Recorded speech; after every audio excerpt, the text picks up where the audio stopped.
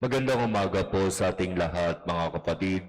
Magandang umaga din po, Father. Ipinagdiriwang po natin ngayon ang kapistahan ni na San Pedro at San Pablo. Itinuturing na mga haligi ng ating simbahang Katolika. At sa ating pagninilay para sa kapistahan na ito, magandang pagnilayan ang mga naging sitwasyon kung papaanong sila ay itinuring na mga haligi ng ating pananampalataya. Para kay San Pedro, ang ebanghelyong ating narinig ang magandang pagnilayan kung bakit siya itinuring na isa sa mga matitinding haligi ng ating pananampalataya. Sa simula, tinanong ni Jesus ang mga apostol, "Ano ang naririnig ninyo na sinasabi ng mga tao tungkol sa akin? Sino raw ako ayon sa mga tao?"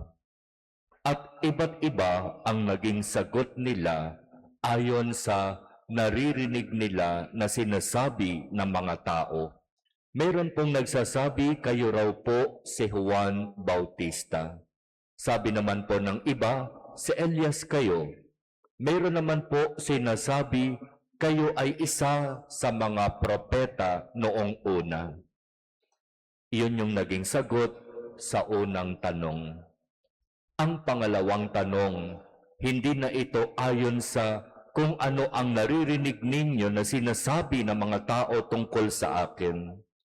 Ang pangalawang tanong, personal, para sa iyo, ikaw, lagi kitang kasama, napapakinggan mo ang aking mga pangangaral, nakikita mo't nasasaksihan ang mga himala na aking ginagawa. Para sa iyo, sino ako? At ang sumagot, si Pedro, "Kayo po ang anak ng Diyos na buhay. Kayo ang Mesiyas." At anong sabi ni Jesus sa kanya? "Mapalad ka, Pedro, sapagkat yung sinabi mo sa akin ay hindi galing sa iyo o hindi itinuro sa iyo ng kung sino man. Mapalad ka sapagkat yung sinabi mo kung sino ako ay mula sa Ama."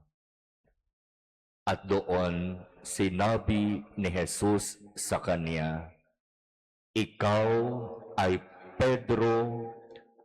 Ibig sabihin ng Pedro, sepas, bato. At sa ibabaw ng batong ito, itatayo ko ang aking simbahan. At hindi makapananaig sa kanya kahit ang kapangyarihan ng kamatayan. Sa pagpapahayag ni Pedro ng kanyang pagkakilala kay Jesus ayon sa biyaya ng Ama, siya ang pinili upang maging pinuno ng mga apostol, matibay na haligi ng simbahan. Para kay Pablo, na bago tawaging Pablo, siya muna si Saul, tagapag-usig ng mga Kristiyano. At dahil sa biyaya ng Diyos, siya ay nagkaroon ng tinatawag na 360-degree turn. Matinding pagbabalik loob at pagbabago.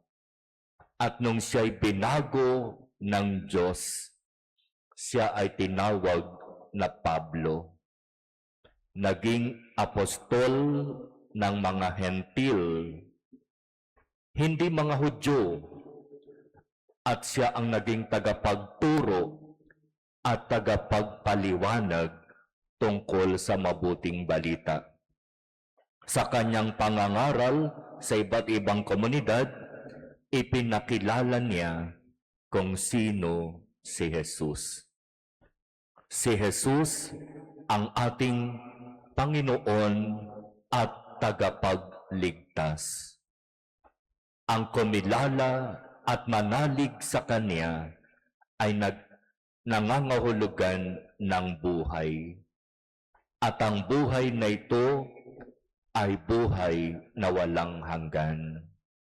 Para kay Pablo, kinakailangan kilalanin at paniwalaan ng tao kung sino itong si Jesus na ito, sapagkat magsisimula sa pagkakilala kay Jesus ang tunay na pagmamahal at pagsunod sa Kanya. Kaya sa buong buhay ni Pablo, matapos na siya'y baguhin ng Diyos, talagang pinatunayan niya, pinagsikapan niya na kilalanin itong Jesus na ito at ipakilala siya sa marami. At naging tagumpay naman si Pablo sa kanyang pangangaral, di ba? Kaya kinilala siya bukod kay Pedro na isa sa matinding haligi ng ating simbahang Katolika. Kaya kung papansinin natin sa buhay ng dalawang matinding apostol na ito, Pedro at Pablo, ang commonality, ang pagkakapareho, kinilala nila si Jesus. At sa kanilang pagkakilala kay Jesus, sinikap nilang ibigay ang kanilang matinding pananalig at pagtitiwala kay Jesus. At yun ang naging dahilan kung bakit inialay nila ang kanilang buhay kay Jesus. Nagsimula sa pagkilala, sino ba itong Jesus na ito? At nung makilala nila kung sino itong Jesus na ito, sila'y nanalig at nagtiwala. Ibinigay nila ang kanilang buong pananalig at pananampalataya kay Jesus.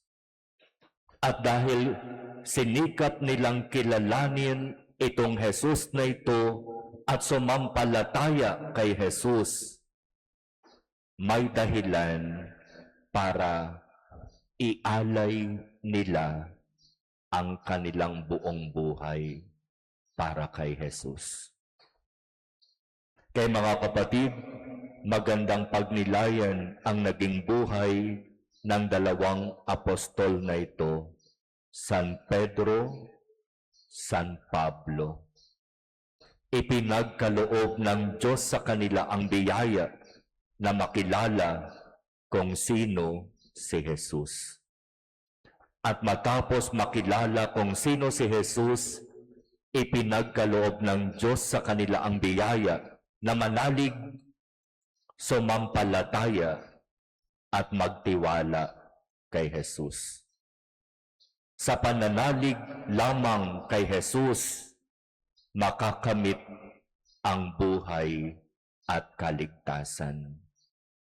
At dahil nakilala nila si Jesus at sumampalataya sila kay Jesus, may dahilan para ialay ang kanilang buhay para kay Jesus.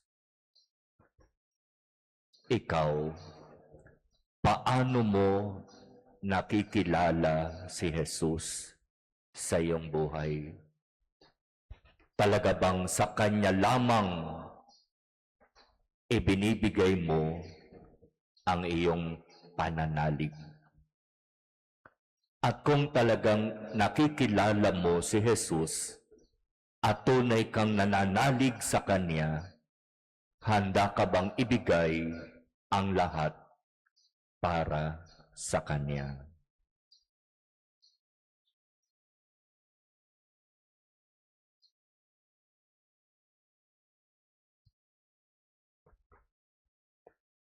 Amen.